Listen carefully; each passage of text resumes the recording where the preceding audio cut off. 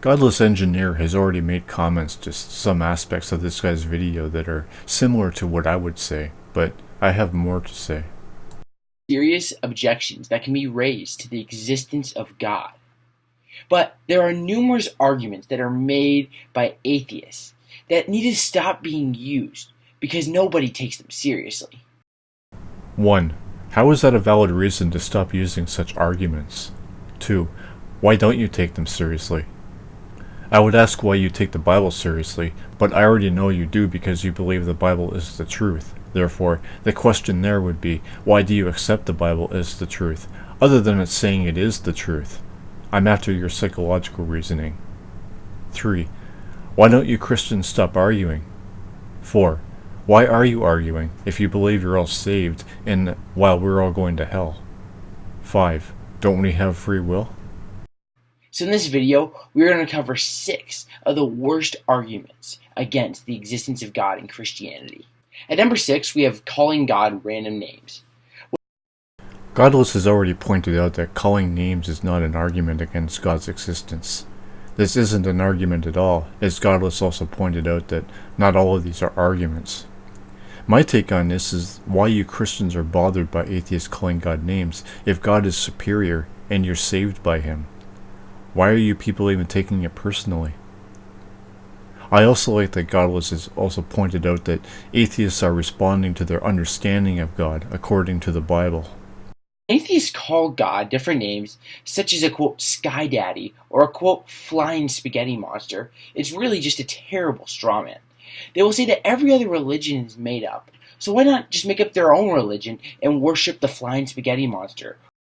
Why would we make our own gods up? How is that a valid argument against atheism? Or a sky daddy, or something along these lines. Most religious beliefs, regardless of whether they are true or not, are held to traditions that have been transmitted from centuries upon centuries. It's not only is this disrespectful to people who believe in certain beliefs, it makes no logical sense as an argument against the existence of God. At number 5 comes the argument that, quote, since the Bible is old, we shouldn't follow it. Many atheists will mock theists for following a book that was written about 2,000 to 4,000 years ago. This argument is a genetic fallacy. A genetic fallacy occurs when you attack an idea based off its history or its origin or its source rather than its actual meaning or content. When atheists bring up the fact that the Bible was written anywhere from 2,000 to 4,000 years ago, depending on the book, they're attacking the origin of the Bible, not the actual meaning of it. So it's a genetic fallacy. I agree that age doesn't dissolve credibility, if a book's credibility has been confirmed. However, how has the Bible's credibility been confirmed? The Bible is true because itself says it is? Why do you take the Bible's own word for itself? What part of the Bible saying itself is true is circular reasoning? Do you not understand? Why do you agree with the Bible's content? Number 4 is the argument that Hitler was a Christian. While this idea has been disregarded by about every serious historian, the idea that Hitler was a Christian has been circulating around some atheist circles online today. So yes, Hitler did make... Just curious, are you saying Hitler was not a Christian, or a Catholic for that matter? Should I assume that you also find the common Christian argument that Hitler was an atheist to be a bad argument? What about Stalin, Pol Pot, and Mao being atheists? I'm not saying they were not atheists, but the context here is bad arguments. Statements that he was a Christian and that the Nazi movement was a Christian movement. But just because someone says that they're a Christian doesn't mean that they actually are a Christian. Ask for a source citation. Of course, atheists ask for citations for the Bible all the time, but you Christians can only argue that you are exempt from providing citations because of faith, to excuse yourselves, as many of the authors aren't even proven to exist.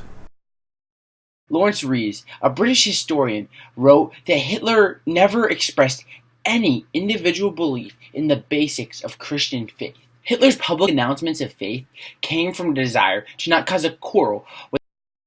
Godless already said it, but doesn't an announcement of faith mean it came from religious belief? You've just contradicted yourself here, aside from neglecting to cite your source.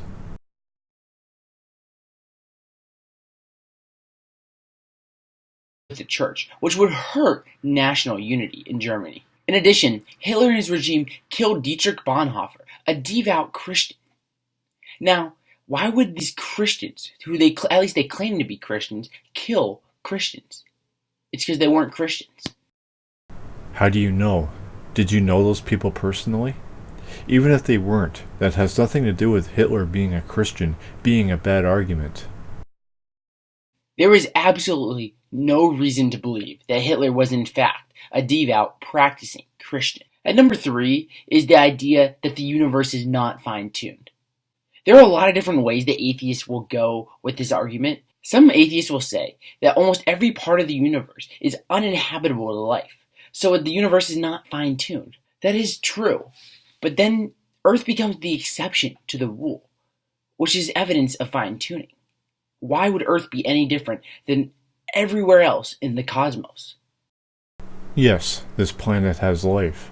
However, how safe is this planet, or how vulnerable are we to this planet? Why do you Christians want heaven so badly if the universe and all existence within it is fine-tuned? What about our bodies? Why did God design us so badly if He's omnipotent? Why are we so different? Because we're fine-tuned. Some atheists will also deny fine-tuning by saying that life on Earth just fit into constants that govern the universe. This idea, however, neglects the many constants mentioned regarding fine-tuning that are constants that affect whether or not a universe could form, not just carbon-based life. Take, for example, the gravitational constant. If it was a bit stronger, all the atoms would have been pushed into a big ball. If it was a bit weaker, the universe would have distributed atoms so widely that stars and galaxies could not form. We can argue about why the universe is fine-tuned, but there is no argument about whether or not the universe is fine-tuned. Okay, I'll admit that I'm not educated because I didn't understand any of that, so I can't comment on this, except to say God did it is just dumb. The second worst argument that atheists make is that the Christian God is just one of thousands of deities. It is true that thousands of deities have been created by man. However, this argument makes no sense because it does not understand the difference between monotheism and polytheism. Just about every one of these deities are polytheistic deities. These deities are not all-powerful, all-knowing, or present everywhere. Only in monotheism do you see these traits, and there are 3 relevant monotheistic religions: Islam, Judaism, and Christianity. Now, How does the lacking of those superior traits cut every other god out? You are appealing to the popularity of these few religions, which makes no sense. To play along with this fallacy, why don't you worship Allah? Still doesn't make sense why any Christian would get upset over any argument if the Christian God is all superior. the worst argument that atheists make, in my opinion, is Jesus mythicism. Even atheist scholars, such as Bart Ehrman, acknowledge that Jesus did, in fact, exist. He even wrote a whole book about it. There are many problems with Jesus mythicism.